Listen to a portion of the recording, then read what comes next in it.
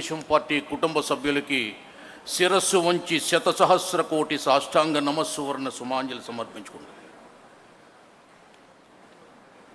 ఇది తెలుగు గడ్డ, గాండ్రించు పులిబిడ్డ అన్న నందమూరి తారక రామారావు గారి ఈ డైలాగ్ తెలుగుదేశాన్ని విజయపదాన్ని అప్పటి నుండి ఇప్పటి వరకు నడిపిస్తుంది.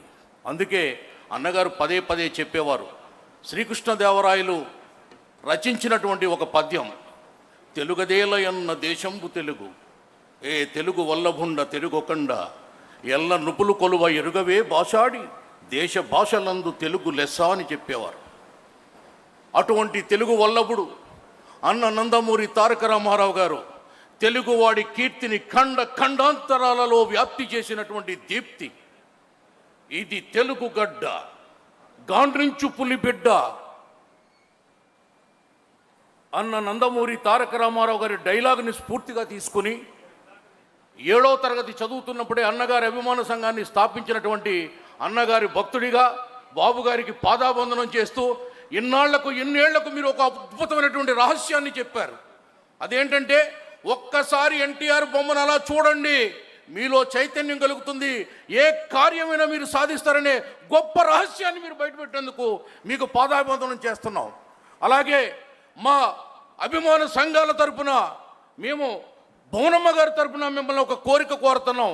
మీరు తలుచుకుంటే ఎన్టీఆర్కి భారతరత్న వచ్చి తీరుతుంది.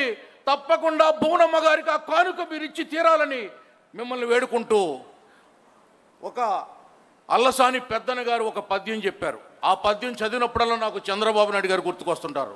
అదేంటంటే, శరసంధాన బల క్షమాది వివిధైశ్వర్యంబులు గల్గి, దుర్భర షండత్వ బిల ప్రవేశ చలన బ్రహ్మగ్న తల్మానినన్, నరసింహ క్షితి మండలేశ్వరులనన్ వచ్చునే నీ సాటిగా అంటాడు. అంటే ఈ పద్యంలో అర్థం ఏంటంటే, తెలుగువాడి మేధస్సు ఉంది.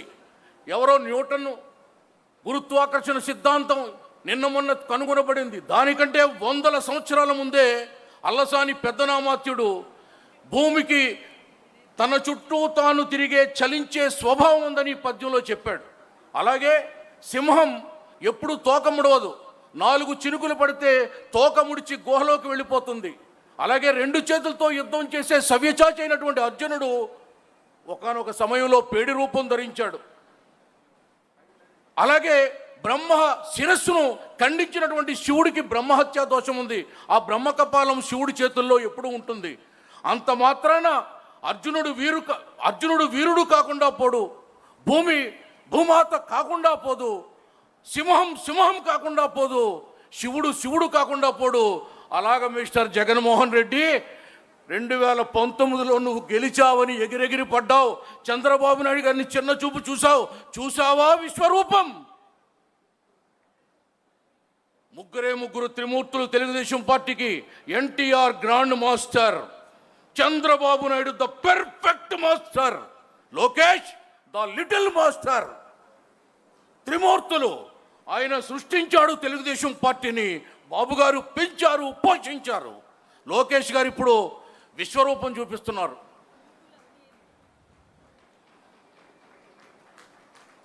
వామన అవతారం తెలుసు కదా మీకు. మత్స్య కూర్మ వరాహ నారసింహ వామన అవతారం, 5వ అవతారం. ఇంతే ఉంటాడు. కానీ ఏం చేశాడు? ఇంతింతై వడిడింతై విక్రమించి పరాక్రమించి భూమి ఆకాశమును ఆక్రమించి విశ్వరూప విన్యాసం చూపించినట్టు జగన్మోహన్ రెడ్డికి చుక్కలు చూపిస్తున్నాడు మన లిటిల్ మాస్టర్ లోకేష్ గారు. అందుకే అంటారు, రాయలసీమ బిడ్డ, అసలు ముద్దు బిడ్డ ఎవరు? చంద్రబాబు నాయుడు గారు కాదా? ఆ జగన్మోహన్ రెడ్డి. హరిహర బుక్కరాయలు పరిపాలించే సమయంలో ఆయన వేటకెళితే, ఓకే సార్ సార్ అయిపోయింది, టైం అయిపోయింది, ఒక మాట సార్ బాబు గారు, నేను మీ అనుమతితో ఒక తీర్మానం, మరి మహానాడు నిన్నేళ్ళుగా చేసుకుంటున్నాం, 34 ఏళ్ళుగా. బాబుగారు మీ పుట్టినరోజును కూడా ఒక మహానాడంత వేడుకగా చేసుకోవాలని మేము కోరుకుంటున్నాం. దానికి చంద్రనాడని పేరు పెడతారో, యువనాడని పేరు పెడతారో, మేధో మదనం అని పేరు పెడతారో పెట్టి బాబుగారి పుట్టినరోజు కూడా ఇలాగే జరగాలని నేను మనస్ఫూర్తిగా కోరుకుంటూ మీ అందరినీ లేచి నిలబడి దీనికి ఆమోదం తెలపాల్సిందిగా కోరుతున్నా. థ్యాంక్ యూ అండి.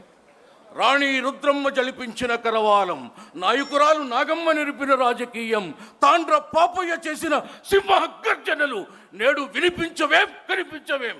లే, నీ జాతిని వెన్ను తట్టులేపనే అన్న ఎన్టీఆర్ ఆ మాటకు జయజయలు పలుకుతూ జై తెలుగుదేశం, జై జై తెలుగుదేశం, చంద్రబాబు నాయకత్వం, లోకేష్ బాబు నాయకత్వం.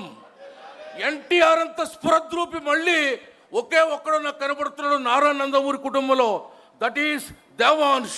అంత అందగాడు దేవాంశ్, ఆ కళ్ళద్దలు లేకపోతే డిట్టో ఎన్టీఆర్ దేవాంశ్. జై తెలుగుదేశం, జై జై తెలుగుదేశం. థ్యాంక్ యూ ఆనంద్ సాగర్ గారు. తర్వాత దయచేసి వక్తలు తమకిచ్చినటువంటి సబ్జెక్ట్